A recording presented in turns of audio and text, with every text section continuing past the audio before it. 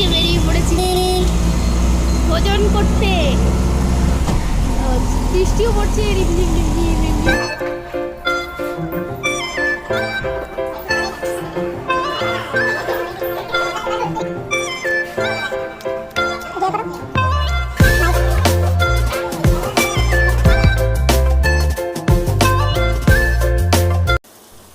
Hey guys, welcome back to my new another video. So guys, আবার ছুটির দিনে আছে বেরিয়ে পড়েছি দুজন মিলে।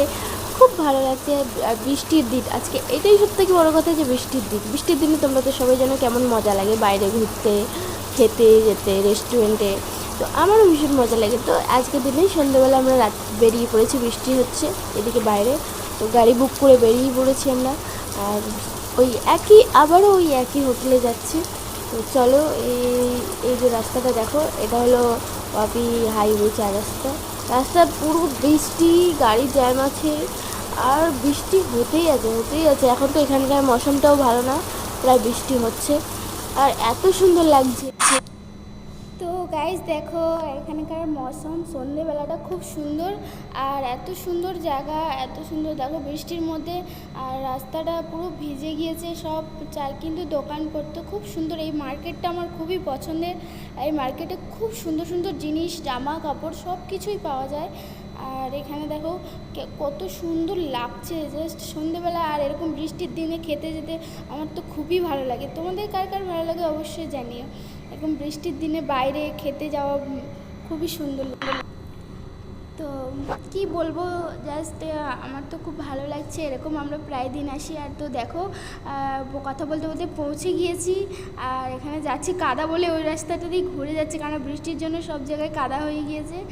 আর কাদা বলে আমি এদিক থেকে ঘুরে যাচ্ছি। হ্যাঁ, তো কাদার জন্য জাস্ট কি বৃষ্টি, সারা দিন বৃষ্টি।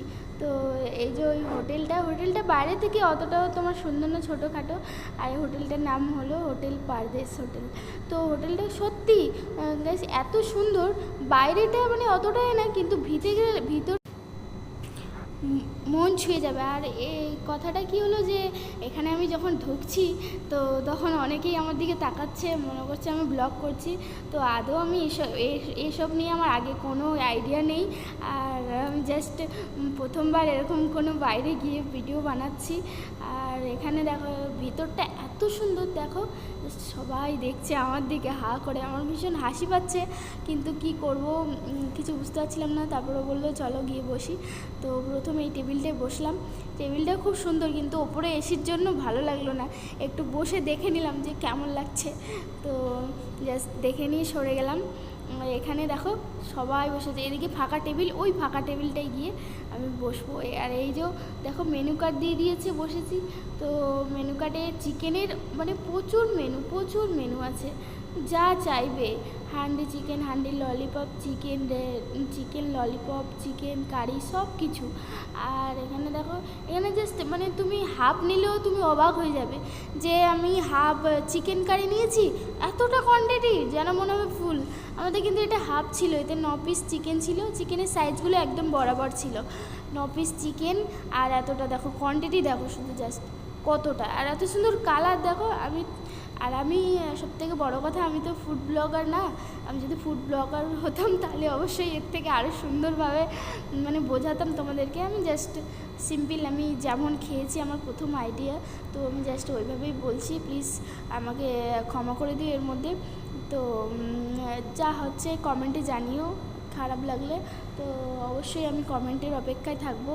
আর এখানে আমি ওই 4টে পরোটা অর্ডার দিয়েছিলাম। এই পরোটাগুলো 17 টাকা করে নিয়েছে আমাদের। আর চিকেনটা নিয়েছে 275 টাকা যে হাফ।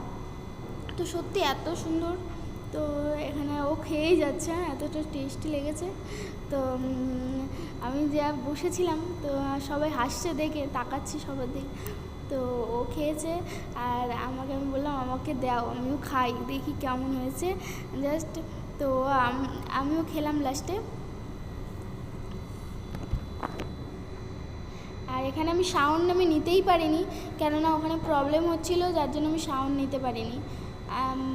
এখানে এমনি আওয়াজ হচ্ছিলো, অনেক লোকজন খাচ্ছে, তো আর শাঁসা একটা আওয়াজ ছিল, যার জন্য ওখানকার সাউন্ডটা নিতে পারিনি। তো এত সুন্দর টেস্টি লেগেছে, আমি তো খেয়েই নিয়েছি। আর সাউন্ড বলতে কি মানে এসি চলছে ভিতরে আর অনেক লোকজন আছে, তো সবাই কথাবার্তা বলছে, তার জন্য একটু প্রবলেম হয়েছে, ওই জন্য আমি ওর সাউন্ডটা নিতে পারিনি।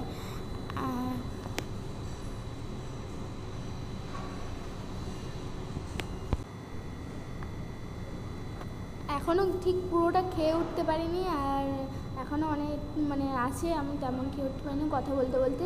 তো আমার তো খুব ভালো লেগেছে, তোমাদের কেমন লেগেছে অবশ্যই কমেন্টে জানিও। দেখা হবে নেক্সট ভিডিওতে।